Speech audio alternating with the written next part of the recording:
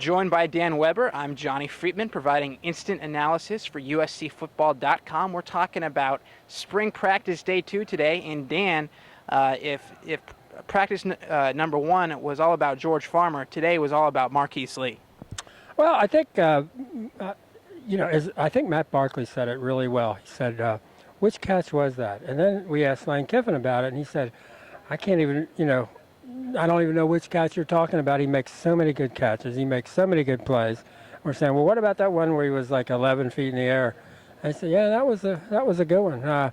But I think the thing that Marquise did so well was, even though he was cramping up, I think he, and as Lane said, he could have taken himself out, and he finished up. I think DJ Morgan estimated they probably did about 1,000 yards in the Trojan time running at the end, and Marquise was bound and determined that he was going to win, even though they were cramping up, and then he and DJ kind of started pushing and shoving to make sure and Marquise ends up winning at the end as well. So a big day for Marquise, but a big day for DJ Morgan also. Speaking of DJ Morgan, Kiffin talked about him at the end as having a really big day. We saw him find some holes and get some long runs. What do you see out of him that might be different compared to last year? Well, he's 2 years removed from his surgery, not worrying about his knee.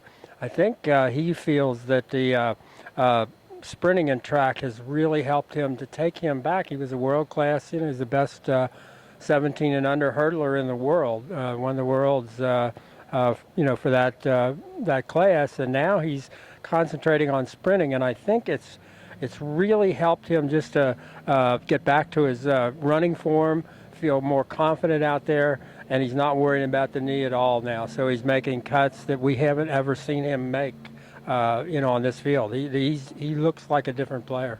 Big days for both Morgan and Lee, obviously, but Coach Kiffin also talked about how he thought it was a little sloppier today than on Tuesday.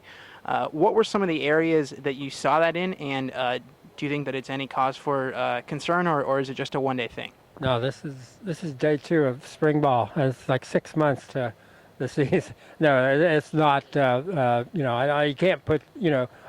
Day 2 probably almost always should be a little sloppy in the spring when you've been off that long and you come out and have a good first practice. So ball might have been on the ground a little bit, thrown in the wrong direction maybe a little bit, maybe. You're not in pads, so it's hard for the offensive linemen to really be, blocking the way they normally would. But I'll go along with Coach Kiffin. He said it was sloppy, so we can accept that. Finally, Dan, one of the newcomers to the program, Morgan Breslin, was winning a lot of those sprints that you were talking about.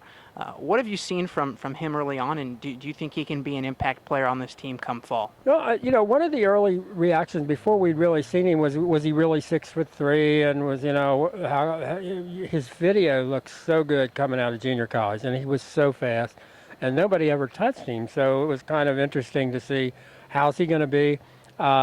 Looks, like he could be close to 6'3".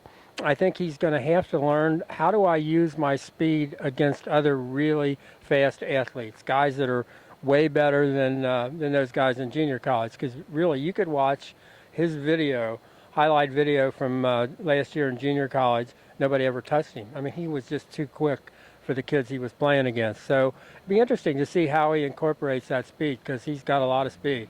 As an edge rusher.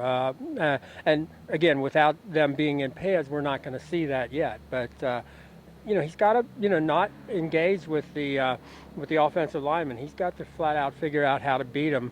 And there's some pretty good offensive linemen that are going to, I think it's going to be fun to watch the offensive line, defensive line, the pass rush, pass block drills. They actually did it pretty full speed, considering you didn't have pads on today. But I think that's going to be fun to watch and see how a guy like Morgan Breslin adjusts to that. All right, well, that's all we have time for right now, but we will be back here Saturday for some more instant analysis. For Dan Weber, I'm Johnny Freatman, signing off from Howard Jones Field. This has been Instant Analysis for USCFootball.com.